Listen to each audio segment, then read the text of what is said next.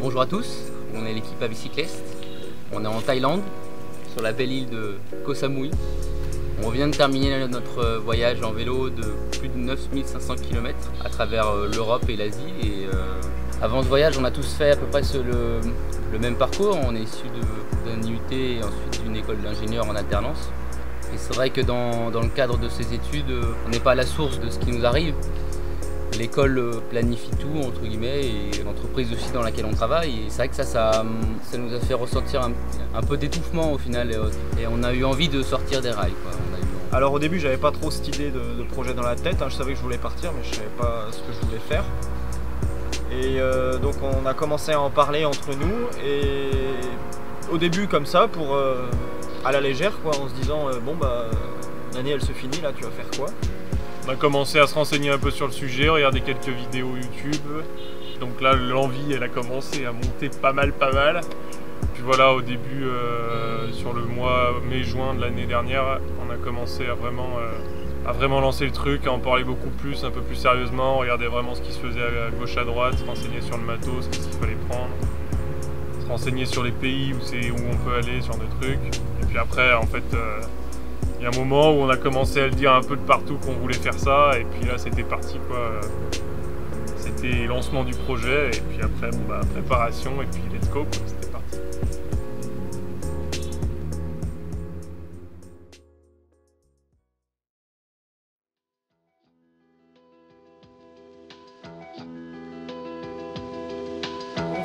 On part de France, voilà, au début, donc première partie du voyage en Europe.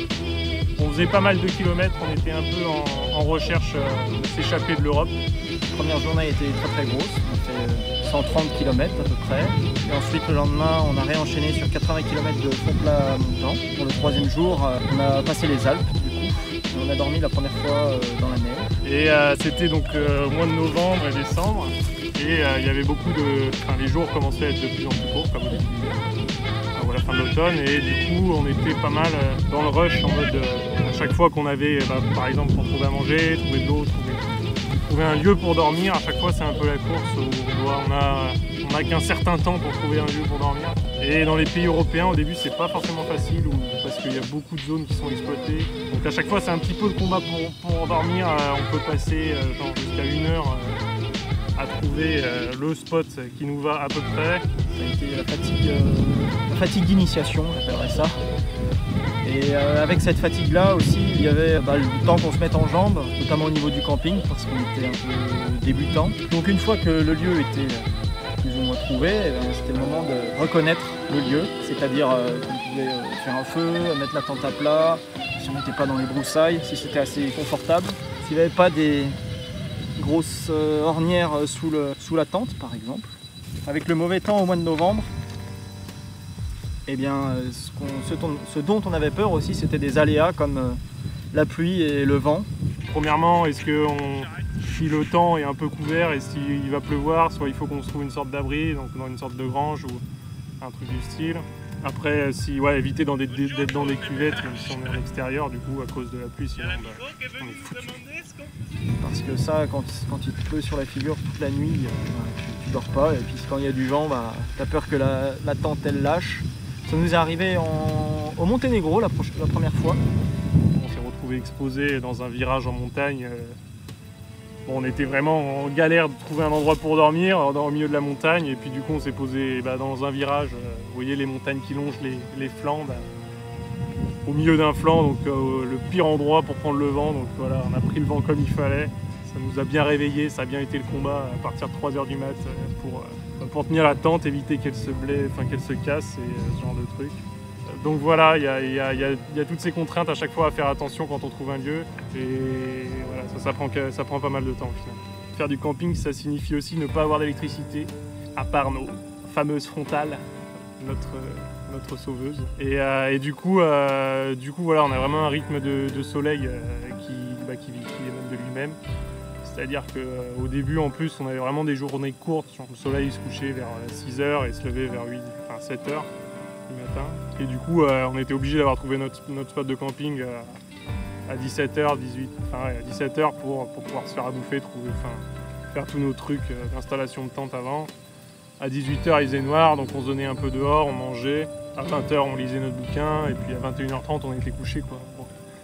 Se doucher de temps en temps. De temps en temps, on se douchait quand même. Mais bon, ça c'était quand on avait la motive, parce qu'au final, on transpirait pas tant que ça en hiver. On a vraiment une sensation de vivre au rythme de la nature. Vu qu'on se couche vraiment avec le soleil, même avec les animaux des fois, ou les oiseaux, ce genre de conneries qui piaillent au matin, on est vraiment dans la nature, et ça c'est une sensation assez cool. Et donc c'est très reposant pour l'esprit, j'ai trouvé, parce que t'as un guide, c'est le soleil, et lui il t'attend pas, quoi. Tu peux pas faire d'heures supplémentaires.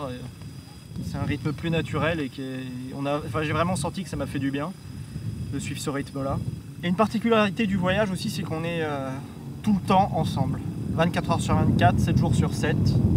On mange ensemble, on dort ensemble, on pédale ensemble aussi.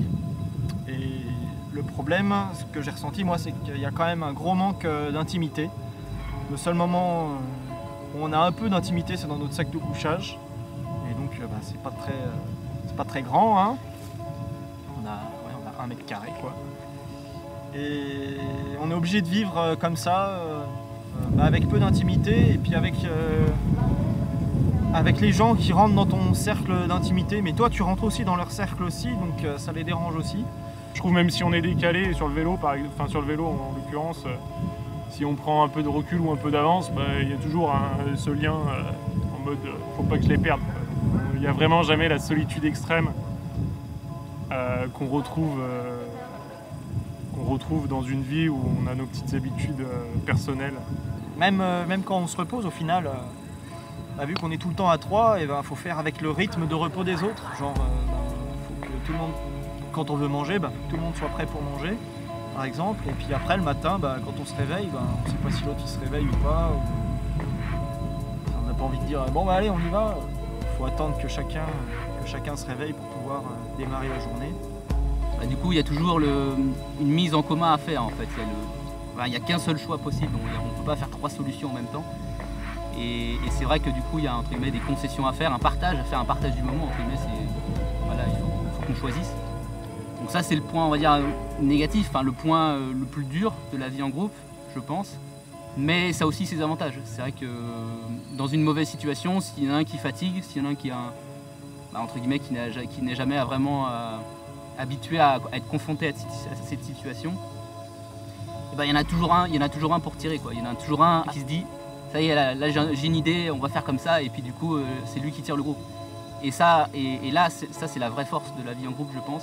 On est complémentaires. Surtout sur un voyage à vélo où on affronte beaucoup de choses, on a on a des galères quoi, assez souvent finalement. Et les moments où on est vraiment tous les trois complètement abattus, on va dire, sont quand même très rares. Enfin, j'ai pas le souvenir de ce genre de moment. Il y a un investissement personnel à faire, il faut se remettre en question, il faut savoir accepter la vision des autres. Mais en même temps, c'est voilà, dans les moments où on est faible tout seul, et bah, là il y a un esprit d'équipe.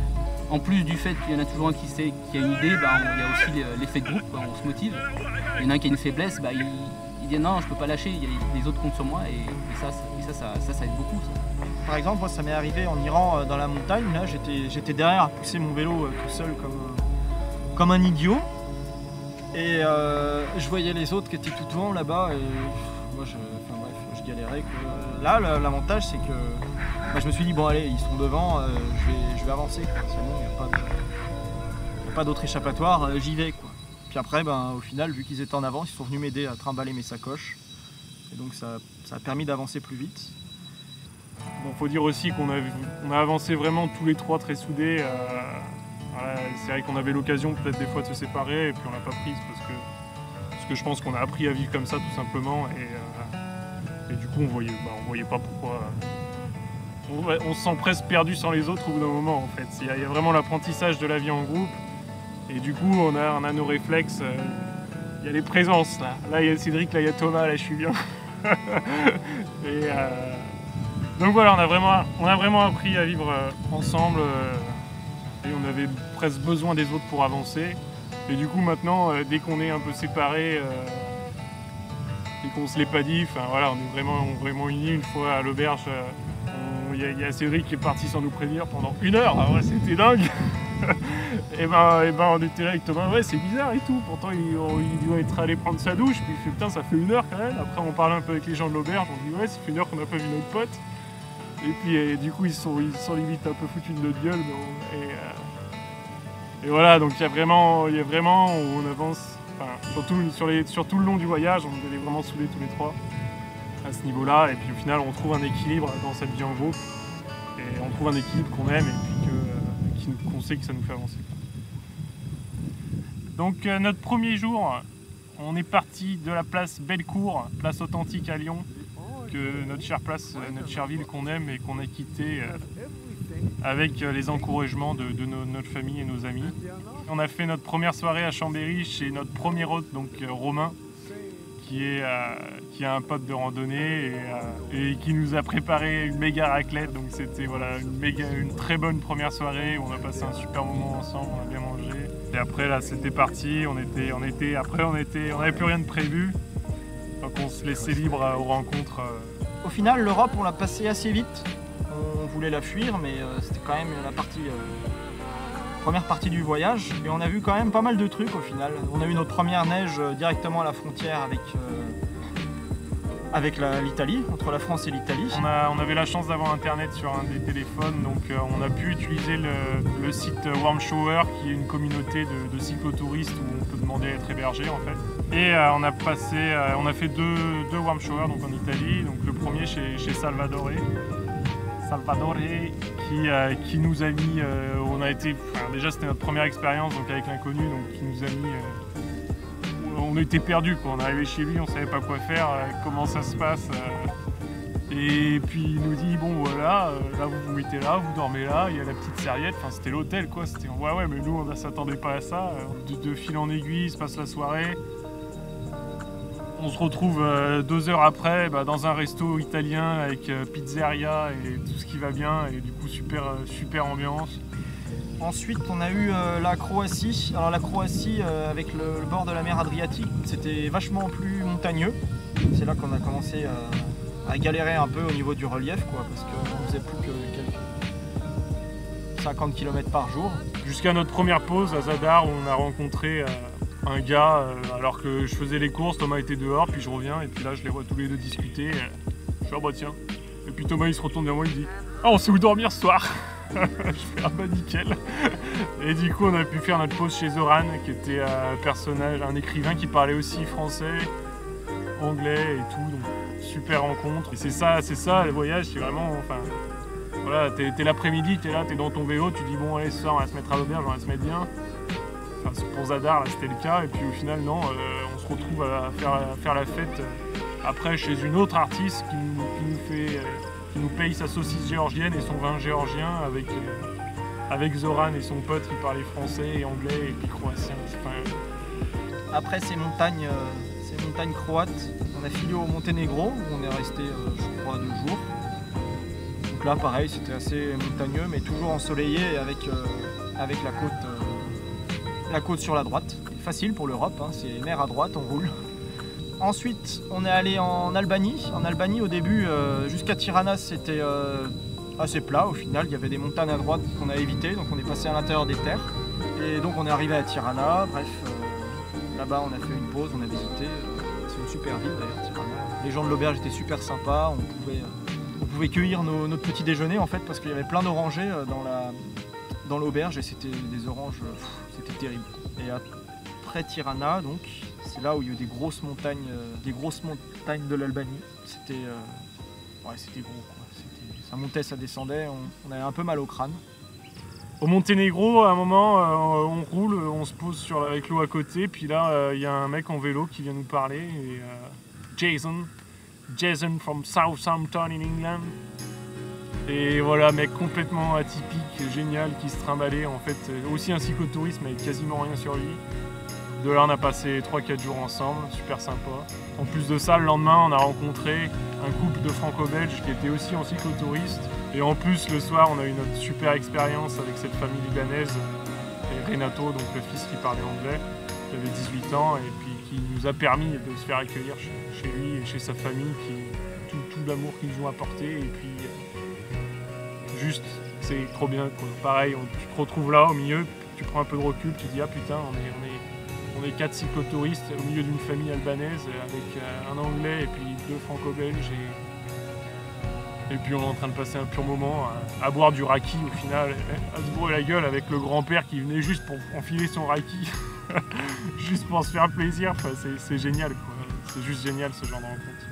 Il s'est passé juste, on a passé même pas 10 heures ensemble et tu pars avec un petit brin de tristesse, un petit brin de sourire en disant putain c'était juste génial, des super souvenirs par la suite quand on en repart.